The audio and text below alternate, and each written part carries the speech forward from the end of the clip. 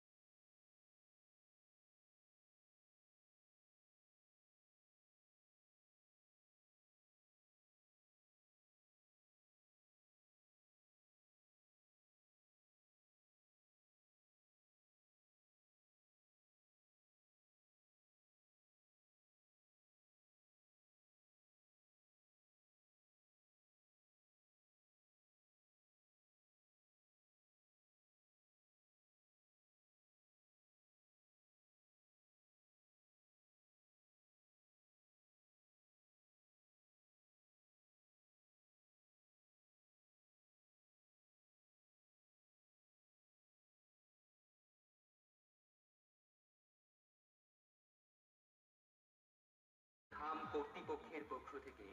আগত সকল পুণ্যার্থীদের উদ্দেশ্যে একটি বিনীত অনুরোধ, আপনাদের নিরাপত্তার স্বার্থে পতিরাম ধাম কর্তৃপক্ষের দ্বারা নির্ধারিত ঘাটে স্নান করুন। এই ঘাটটি স্নানের